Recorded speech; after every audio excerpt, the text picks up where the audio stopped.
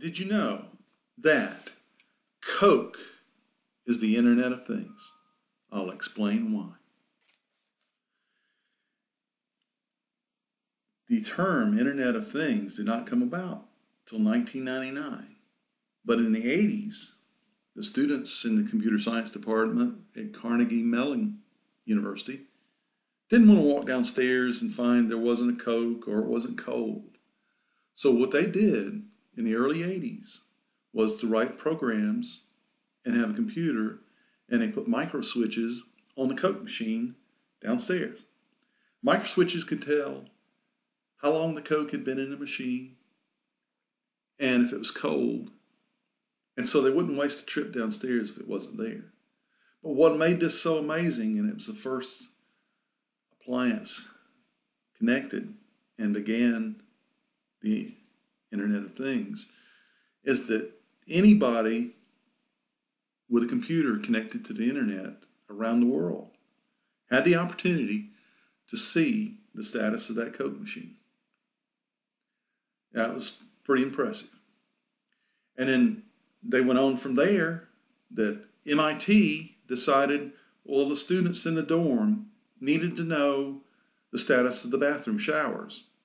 And so they made that available so students could see whether one was available and how long it had been available, where it was located. And they also took the same idea and connected the laundry room. So MIT students could go and go online, figure out which washer dryer was available, when the dryer was last used. So I would pick one that was used most recently, and you might have to not put so much money in there for drying. But anyway, that's just an example of connecting things. And then you go on from there, and there's a University of Southern California that created a robotic arm, and it's on the internet, where someone around the world could decide they want to plant a seed, and they can control that robotic arm and have the joy of planting a garden from around the world. There's dog collars. The owners would like to know if their dog's overheating, and so there's sensors in the dog collars now that will tell you when you reach 79 degrees, and you know to get your dog out of the car or wherever you left him that you shouldn't have left him in. He's heating up. There's automatic cat feeders for people that like to travel. Seems like people that have cats as pet like to travel to get away from them a lot. But anyway, you can remotely decide to feed your cat, and you can, with the webcam, you can see this, the feeder feeding the cat. So that's just one thing you can do with cats. Cattle. There's a Dutch company that decided to put sensors in the ears of cattle so that it would send data to the farmers so they'd know the health of the cattle and not have contaminated milk or meat and so forth. And I say that the cattle are sending about 200 megabytes of data per year to the farmer. The human heart, they make a patch you can put on just like a Band-Aid. And that can tell whether or not you've had a cardiac episode or you fell down for another reason. And it sends data. Anyway, it's a good use of being connected. Diapers. Someone has put they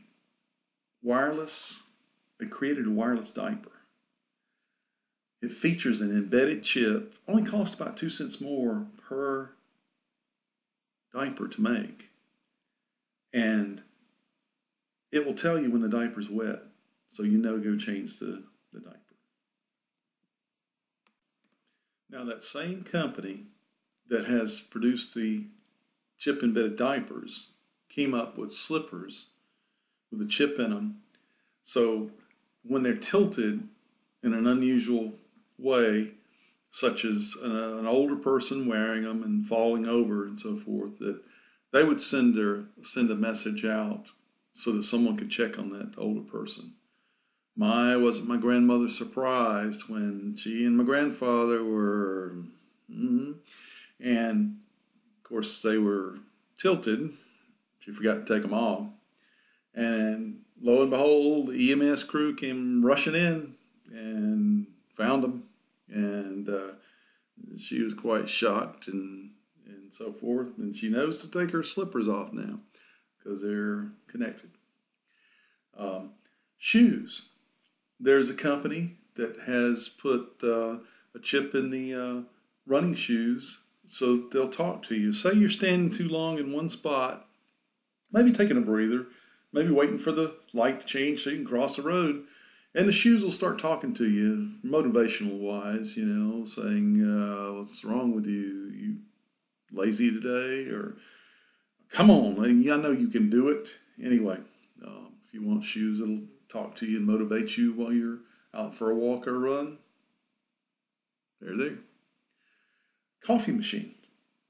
Somebody has fixed it, embedded a chip and connected a coffee machine to the internet so that if you're not at your house and want to start brewing some coffee, you can initiate that remotely.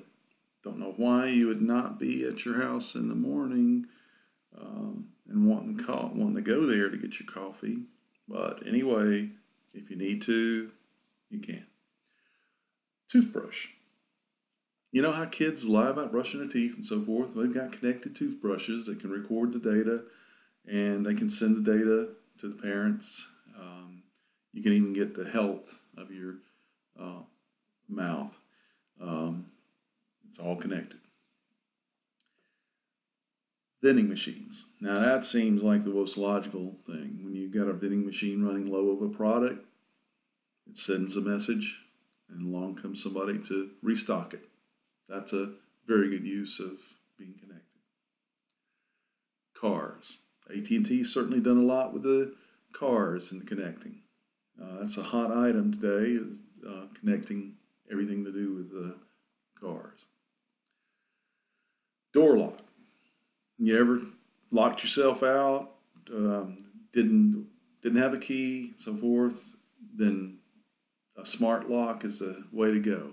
You could use your smartphone, unlock your door, unlock it for someone needing to get in there. So very good use of being connected.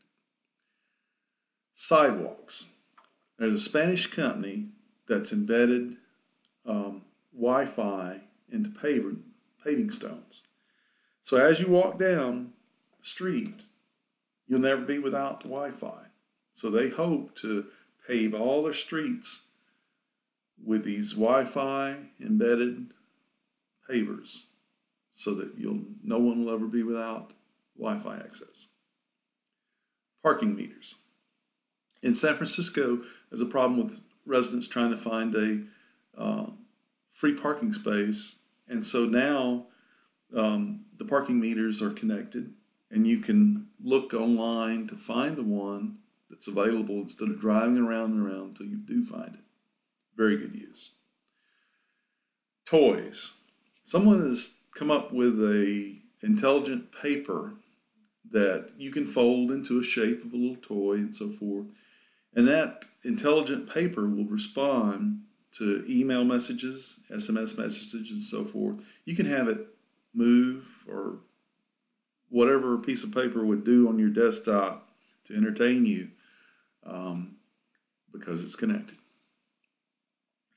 The point of all this talk is that we're all connected in some way. The Native Americans certainly knew it hundreds of years ago. Chief Seattle wrote the president in Washington a letter and talked about how all things are connected, that the white people had come over and forgotten that. They had destroyed all the forests. They had tried to wipe out all the animals. They didn't realize we were all connected. All things are connected like the blood that unites us all. Man did not weave the web of life and is merely a strand in it. Whatever he does to the web, he does to himself. And if you wonder why there's so much hand gestures and some smiling going on during this this presentation is that for a successful TED Talk, you've got to grab the people in the first 7 seconds. Thus, Coke is the Internet of Things. And then, the more you smile, the more you gesture, the better to talk. Doesn't even matter what you're saying. I hope you've enjoyed my TED Talk on the Internet of Things. Thank you very much.